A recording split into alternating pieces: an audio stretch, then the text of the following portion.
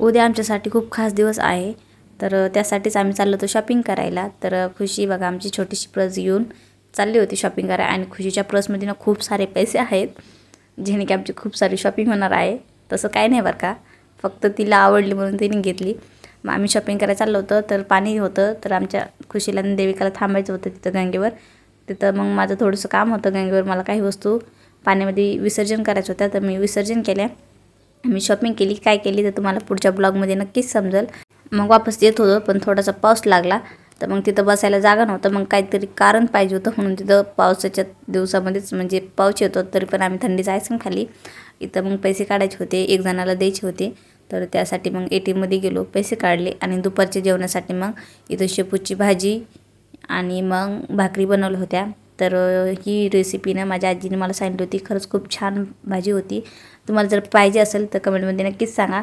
मग इथं स्वयंपाक झाला होता आणि मग ही कढी मी बनवली नव्हती, तर आमच्या शेजारच्या ताईचे तर ते सर्व पित्र होते आज असल्यामुळे त्यांनी मग कढी आणि भजी दिली होती देविका आणि खुशीसाठी. तर मग त्यांनी भजी खाल्ले आणि मग मी कढी खाल्ली. तर देविकाला म्हणत होते तू जेवायचं चल, तर तिचं चालू होतं ड्रॉईंग करणं, तर तिला बोलवलं होतं जेवायसाठी, तर मला ती मारत होती नाही म्हणून. तर मग उद्या नवरात्र चालू होणार आहे आणि उद्याचा खास दिवस आहे, त्यासाठी मग म्हटलं चला मेहंदी लावून घेते डोक्याला. तर मी स्वतःच मेहंदी लावते, माझ्या प्रत्येक गोष्ट मी स्वतःच करते. ॲब्रो झालं किंवा पार्लर हेअरस्टाईल जे काही असेल ना ते माझं स्वतःच करते. इथं मग माझं चालू होतं काम मेहंदी लावायचं आणि इथं बहिणीचं चालू होतं खेळणं. आमचे साहेब तर बसले होते मोबाईल बघत, त्यांचं काही लक्ष नव्हतं मुलीकडे, पण ठीक आहे जाऊ द्या. मग इथं मेहंदी लावली, हात खूप लाल झाले होते आणि आज अमावस्या असल्यामुळं मग आमच्या इथं अमावस्या मागण्यासाठी ताई येतात, तर त्यांना मी इथं अमावस्येसाठी इथं डाळ मीठ जे काही असतं ते दिलं थोडं थोडं. नंतर डोकं धुतलं आणि मग मला ब्लाऊज शिवायचं होतं उद्या व्हाईट कलर असल्यामुळं. तर मग त्याचं अस्तर आणायला गेलो होतो आम्ही, तर अस्तर घेतलं. तर मग इथं आमच्या मानेनगरमध्ये ना इथं खूप छान गरबा राहतो, तर त्याच्यासाठी इथं जोरदाराने तयारी झाली होती, म्हणजे पूर्णपैकी झालेलीच होती. तर इथं यावर्षी बघा तुम्ही, म्हणजे गेल्या वर्षीपासूनच हे पाळणे ते आले होते, आम्ही खरंच खूप एन्जॉय करतो.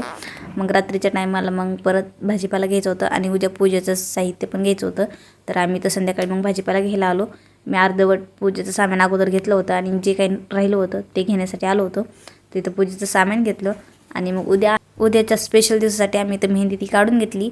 तर तुम्हाला काय वाटतं उद्या कोणता स्पेशल दिवस असेल कमेंटमध्ये नक्कीच सांगा. आमच्या देविकाची मेहंदी काढून झाली होती आणि ती आज लवकर झोपली, कारण दुपारी तिने झोप नाही घेतली त्यामुळं. आणि लगेच बघा आमच्या खुशीने तर मोडूनही टाकली, तिला सवयच आहे अशी. तर ठीक आहे, याच्यासाठी एवढंच. भेटू अशाच पुढच्या ब्लॉगमध्ये, तोपर्यंत बाय बाय. प्लीज चॅनलला सबस्क्राईब करायला विसरू नका.